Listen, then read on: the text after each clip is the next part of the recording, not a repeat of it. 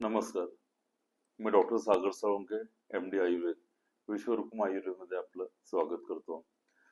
गेल्या 10 ते 15 दिवसांपासून बरेच पालकांचे आणि शिक्षकांचे मला फोन कॉल्स आले.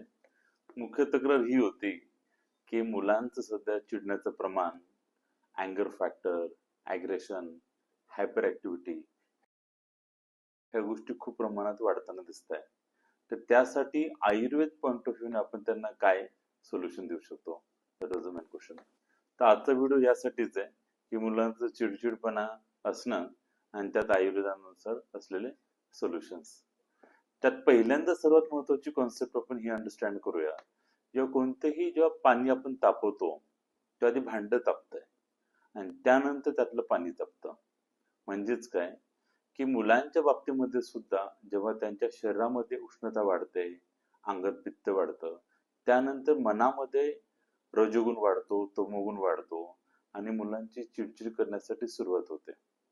त्यासाठी पहिला बदल आपण त्यांच्या दिनचर्येत असा करायला हवा की झोपण्याच्या त्यांच्या ज्या वेळा आहेत ह्या तुम्हाला अलीकडे आणाव्या लागतील. भूत जाते निद्रा ही जी सांगितलेली आयुर्वेदाने ती वेळ म्हणजे रात्रीची 9 ते 3 ही तो वेळ आहे. त्या मुलांना शक्यतो रात्री 9-9:30 पर्यंत मॅक्सिमम 10 वाजेपर्यंत मुलांना तुम्हाला झोपवायला पाहिजे.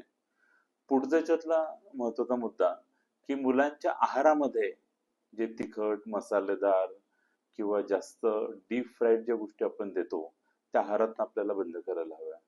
मांसाहार सुद्धा आपण शक्यतो जर बंद करू शकलो दॅट विल बी बेटर.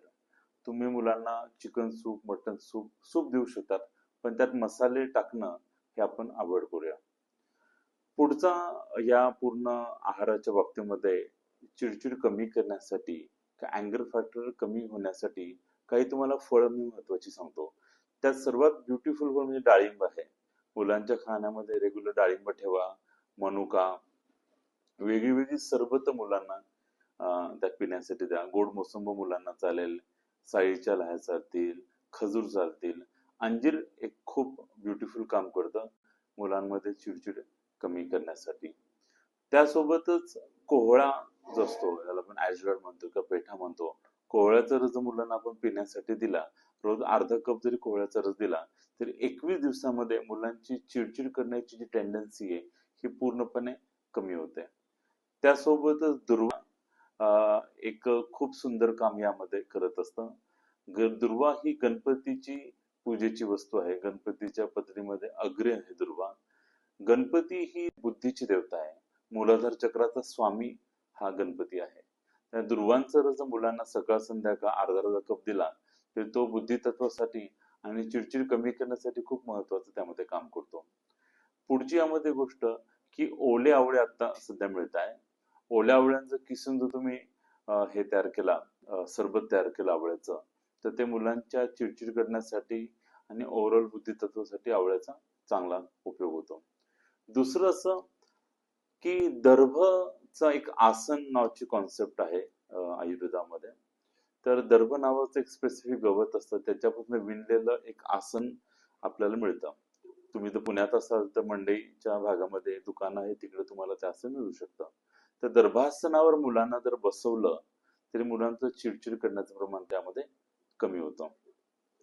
अजून एक सुंदर उपक्रम असा असतो की रविवारच्या दिवशी पिंपळाच्या पानावर मुलांना आपण जेवायला दिलं तर त्याचा पण सुंदर उपयोग आपल्याला याच्यात दिसतो. रविवारच्या दिवशी पिंपळाची पानं तोडून आणायची, स्वच्छ धुवून त्यांची पत्रवळी तयार करावी, त्यात वरण, भात, तूप असं टाकून मुलांना 12 वाजेच्या आतमध्ये आपण खायला दिलं त्याचा बुद्धितत्वावर खूप सुंदर परिणाम येतो आणि मुलांचं अति चिडचिड करणं, त्यांची अतिचंचलता किंवा हायपर ऍक्टिव्हिटी जी आहे हे आपल्याला बऱ्यापैकी कंट्रोलमध्ये आणता येते. तर ही माहिती तुम्ही अधिक पालकांपर्यंत पोहोचवा. या व्हिडिओला तुम्ही लाईक करा, शेअर करा, चॅनलला सबस्क्राईब करा. Thank you so much. लवकरच पुन्हा भेटूया. थँक्यू.